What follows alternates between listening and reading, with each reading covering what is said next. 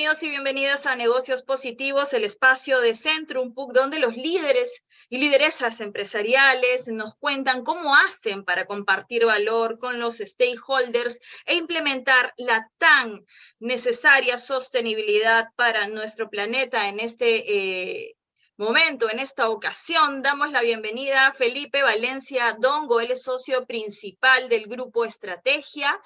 Pero si ven en el momento que ustedes vean esta entrevista, les cuento que él fue el presidente más joven en la edición 60 del principal encuentro del empresariado en Perú, la Conferencia Anual de Ejecutivos, CADE. Él ha sido pues el presidente más joven. Tuvo un año muy especial con grandes retos, sobre todo por la coyuntura política en nuestro país. Pero hay algo que yo destaco de esa edición del CADE, es el llamado a la acción, el llamado a juntar fuerzas, el llamado a los empresarios a no quedarse simplemente en su zona de confort, sino mirar más allá, mirar al país. Y eso tiene que ver con dos objetivos de desarrollo sostenible: ciudadanía, paz, instituciones sólidas y sobre todo alianzas para lograr los objetivos. Felipe, ¿qué resumen puedes hacer? ¿Qué aprendizajes has podido tener de esta edición en el año 2022 de la Conferencia Anual de Ejecutivos, y qué se ha logrado? Porque la gente quiere cosas tangibles. A ver, ¿qué se ha logrado? Gracias, Mónica, en primer lugar por la invitación, y muchas gracias a Centrum por este espacio. Cada Ejecutivo 60 ediciones tuvo como tema central, como lema, el Perú en emergencia, los peruanos en acción. Y justamente lo que queríamos transmitir es urgencia, unidad y acción. ¿Y por qué? Porque vemos que el Perú estamos en una situación compleja, una situación de crisis política, social y económica, y ante eso nos preguntábamos, oye, ¿qué se requiere hacer como país para poder salir adelante, ¿no? Y ahí lo que hicimos fue sacar un aprendizaje de la psicología. Cuando una persona está en crisis, los psicólogos dicen, se requiere volver a lo básico, a lo indispensable. Entonces nosotros dijimos, ¿y cuál es lo indispensable para un país? Y planteamos tres ejes centrales: inversión privada para el progreso, un Estado que funcione e instituciones sólidas y democracia. Es decir, inversión privada, Estado, instituciones. Y lo que planteamos en CADE es que se requieren en conjunto. Ahora tú me preguntas, justamente, ¿y cuáles son los resultados? ¿No? ¿Cuáles son los logros? Bueno, hemos tenido 33 propuestas concretas, moderadas o coordinadas por el Consejo Privado de Competitividad de varios think tanks peruanos en cada uno de los tres ejes. Además, hemos logrado algo que a mí me emociona muchísimo, que es que tuvimos una mesa donde estuvo el presidente de CONFIEP, que como saben es el gremio empresarial más relevante en el país, y el secretario general de la CGTP, que es uno de los sindicatos más importantes en el país. Y no solo ellos dialogaron, sino llegaron a un acuerdo. Ellos llegaron a un acuerdo concreto que dijeron, vamos a ir juntos al Congreso a llevar un proyecto de ley para que la Presidencia y Gerencia General de Salud no puedan ser nombrados con criterios políticos, y así beneficiar a 12 millones de asegurados. Un acuerdo concreto que se llevó en cabo. Además, hemos tenido 22 jóvenes que participaron con todos los gastos pagados de 11 regiones del Perú. Tuvimos 6 sedes regionales donde se retransmitió en vivo y presencialmente CADE, y múltiples sesiones y discusiones relevantes que, como decía, se enmarcaban en urgencia, unidad y acción.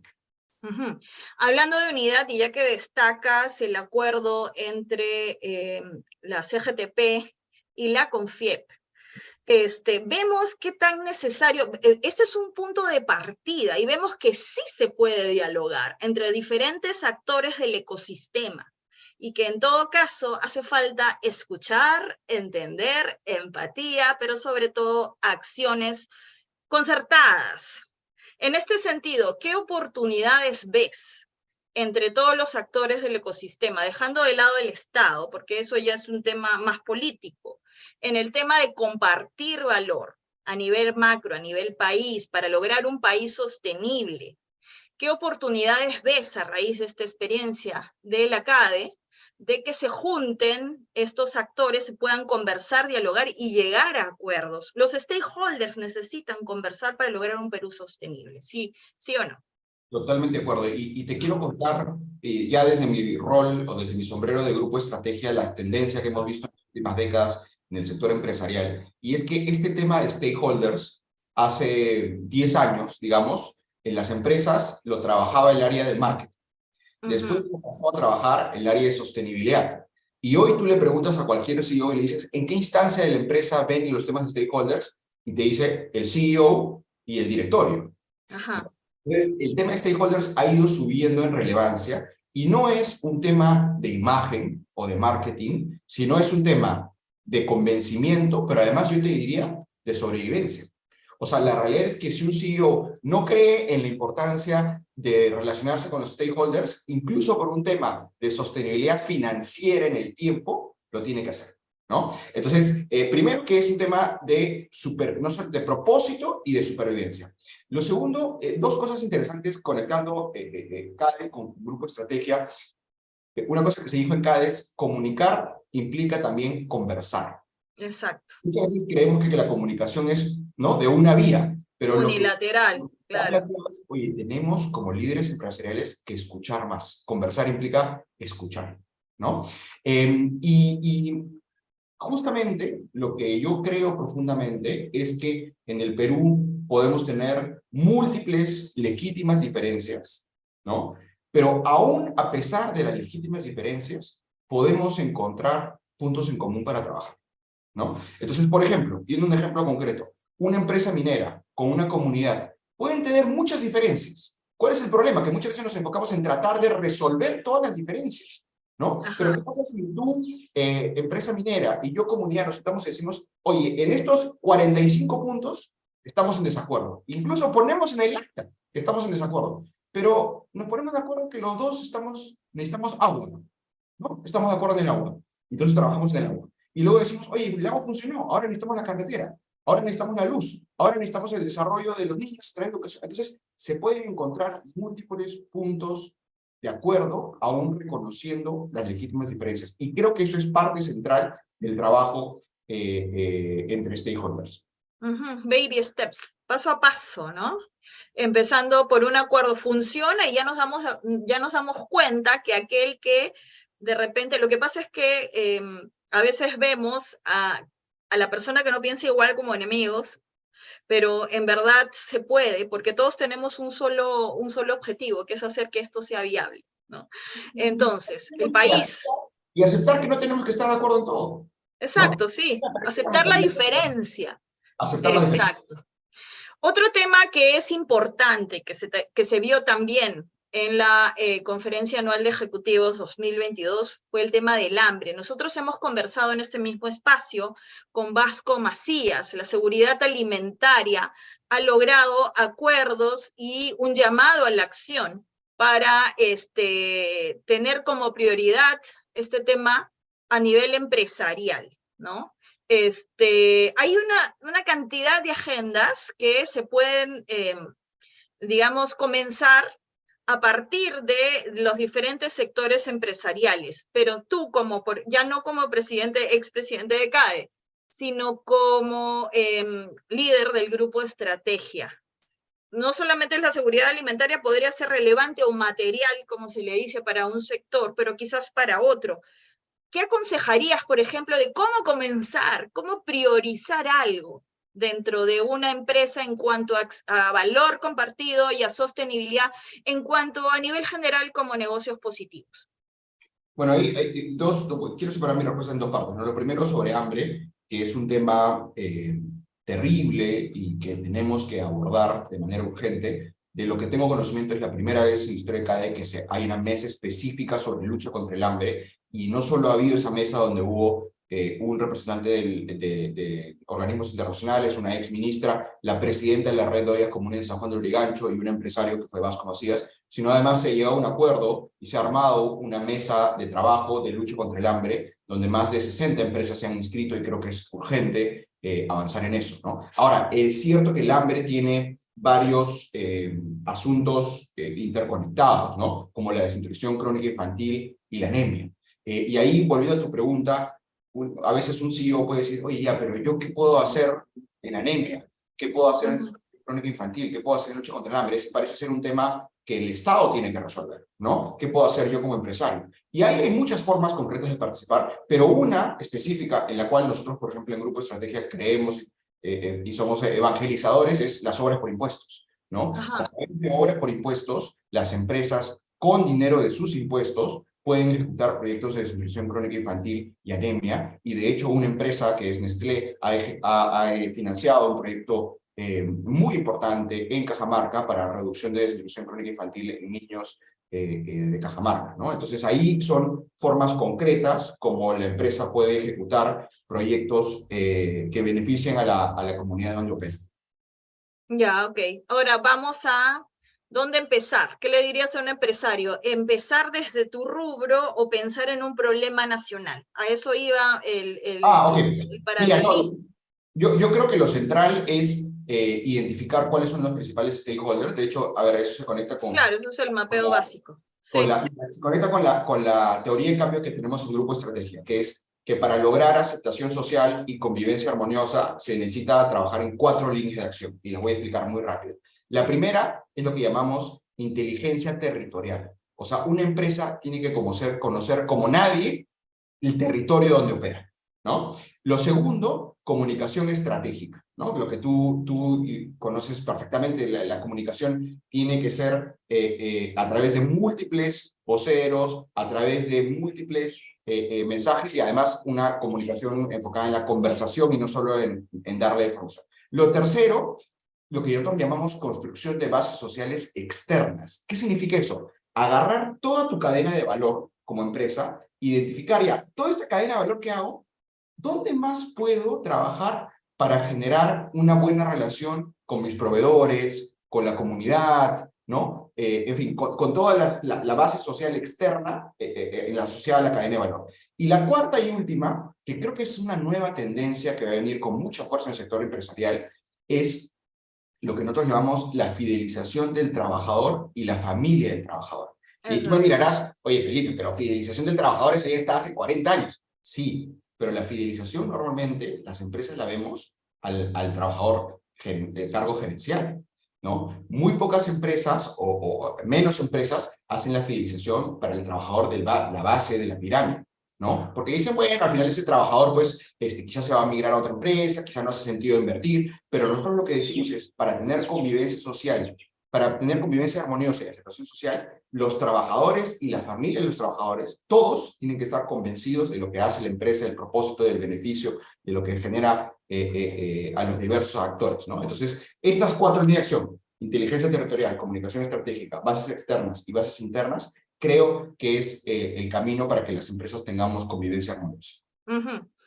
Otro de los detalles importantes de la edición de la CADE y que tiene que ver un poco con la tendencia y con el principal, es lo que considero y consideran varias personas, el principal stakeholder, por decirlo, de la sociedad en conjunto para estos temas de sostenibilidad, que es la población joven, ¿no?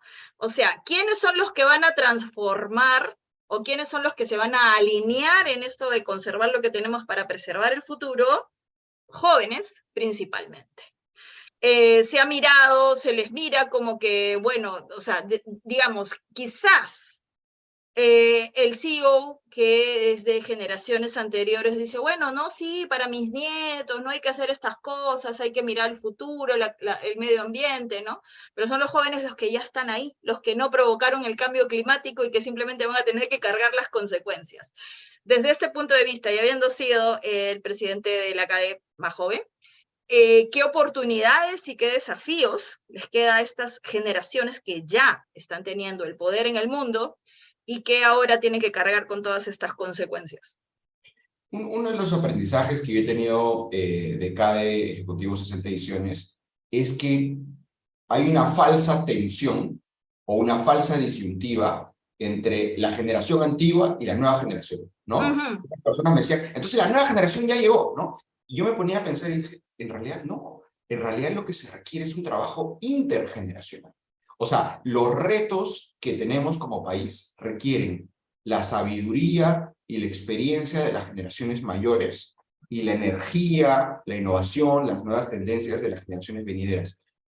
Por eso yo creo mucho en que, digamos, los jóvenes que estamos empezando a asumir roles dentro del sector privado, del sector público, de la sociedad civil, tenemos que trabajar en conjunto con las generaciones mayores para que no creemos esa falsa... para La crear brecha generacional. para crear un trabajo conjunto, ¿no? Y dicho eso, sí, bueno, yo soy un absoluto convencido de que necesitamos incluir a los jóvenes en la mayor cantidad de espacios posible. Por eso este año hemos tenido 22 jóvenes que han estado todo pagado en CADE, jóvenes de entre 23 y 35 años de edad. Bueno, no tengo que, creo que nuestra audiencia ahí está convencida de que los jóvenes son un stakeholder fundamental y ahí, digamos, mi call to action a los CEOs sería, bueno, identifiquemos en qué espacios es necesario y es posible incluir cada vez más jóvenes, no solo participando, sino con voz y voto, ¿no? No sé, porque ya, claro, se les ve como la figura innovadora, ¿no es cierto? Si vamos a aplicar innovación, no llamamos, pues, de repente podemos aprovechar a alguien, ¿no? Pero si aplicamos ideas innovadoras, estamos pensando en startups, estamos pensando en jóvenes, estamos pensando en ideas renovadoras. Ahora también, por ejemplo, en empresas que tienen que ver con el consumo, o sea, los B2C, también tienen que pensar en asegurar que estos clientes jóvenes, o sea, pensar que el consumidor, el ambiente del consumo es ahora muchísimo más exigente, ¿no? Entonces eso también es un desafío. Correcto. Sí, ¿cómo lo ves tú, por ejemplo, en este caso, no? Bueno, también una tendencia que está viniendo en el mundo es el tema del consumo consciente, ¿no? Ujú. Entonces ahí hay una fuerza en el mundo que va a estar cada vez más presente en el Perú, de ser consciente lo que estás consumiendo, dónde ha sido producido, qué impacto ha tenido, cómo ha involucrado a los stakeholders, ¿no? Y eso es interesante porque es una intersección entre una lógica más consciente del consumo, pero también que requiere tecnología, porque para poder hacer eso a bajo costo se requiere blockchain, ¿no? Se requiere innovaciones que te permitan rastrear que la barra de cereal que estás comiendo, de qué productores ha sido, ha estado involucrado en su cadena de valor, ¿no? Entonces es un buen ejemplo de la mezcla de propósito y tecnología. Trazabilidad, ¿no? Y transparencia, que eso es algo que ya yo lo he visto ya por obligación, bueno, no voy a decir que todos, ¿no? Pero por obligación, por ley y por conciencia, felizmente, poco a poco, ¿no es cierto? Ahora Totalmente. hablemos un poquito de lo que significan las tendencias de liderazgo. Ahora, hablamos de liderazgo consciente, liderazgo sostenible, cómo es un líder consciente, sostenible, qué es lo que necesitamos en los directorios, qué cualidades o cuál es el perfil. Bueno, a ver, yo quisiera resaltar, hay múltiples, ¿no? Pero quisiera resaltarte tres. La primera, yo creo que los líderes empresariales, sobre todo en Perú, necesitamos tener un conocimiento cada vez más profundo de lo que ocurre con los ciudadanos de regiones, ¿no? Múltiples, casi todos los headquarters de las empresas en Perú están en Lima, ¿no? Y no solo están en Lima, sino están en algunos distritos de Lima. Y eso a veces nos puede aislar de lo que están pensando millones de peruanos. Entonces yo creo que Exacto. hay una cualidad fundamental que es entender lo más profundo posible las necesidades, las prioridades, los miedos, las expectativas de los ciudadanos de las diversas regiones del Perú, ¿no? Y lo dice un arequipeño, ¿no? Bueno, y yo como arequipeño, exactamente. O sea, yo como arequipeño estoy convencido de eso y creo que, o sea, no solo estoy convencido porque me parece lo correcto, sino además me parece lo inteligente, ¿no? Ujú. Es lo correcto, pero además es lo que te conviene hacer. Bueno, eso en primer lugar, ¿no? Lo segundo, que yo creo que es una característica difícil y dolorosa, pero necesaria, es lo que conversábamos al comienzo de aceptar que no tenemos que estar de acuerdo en todo para llegar a ciertos acuerdos específicos. O sea, aceptar que en el primer punto, que es escuchar y ser empático, el segundo punto es, oye, aceptar que en esa escucha y esa empatía hay cosas que no va a estar de acuerdo. Y eso no está mal, ¿no? O sea, podemos pensar distinto y eso no está mal, pero tener la capacidad de encontrar esos puntos en común para trabajar con personas que piensan distinto que nosotros, ¿no? Y lo tercero, la tercera característica que yo diría es, creo que esto va a sonar un poco a un lugar común, ¿no? Pero creo que tenemos que tener los pies bien puestos en Perú, pero la mente también puesta afuera, ¿no? Creo que hay Ujú. muchas experiencias que podemos aprender de otros países emergentes que se pueden traer a Perú, se pueden implementar acá. Ujú. Por ejemplo, a ver. Bueno, por ejemplo, en varios países de África hay muchas experiencias interesantes de inclusión financiera, ¿no? Que todavía tenemos que avanzar mucho más en Perú. Ni qué decir experiencias de lucha contra el hambre, de lucha contra la anemia, ¿no? Esos son aprendizajes que podemos traer de otros países. ¿Liderazgo activista o liderazgo silencioso? Mira, yo creo que los dos son válidos. En lo personal, yo creo que como país necesitamos más el liderazgo activista. No quiero desmerecer o quitar crédito a que asumen un liderazgo silencioso, que me parece también valioso, pero sí creo que parte del rol de los líderes empresariales ahora es ser parte del debate público. Me parece que eso es fundamental. Ok, muchísimas gracias. Ha sido Felipe Valencia Dongo, socio principal, líder del Grupo Estrategia, y bueno, también expresidente de la Conferencia Anual de Ejecutivos edición 2022. Muchísimas gracias, Felipe. Conmigo será hasta otra oportunidad. Muchas gracias, Mónica y Centro, por la oportunidad.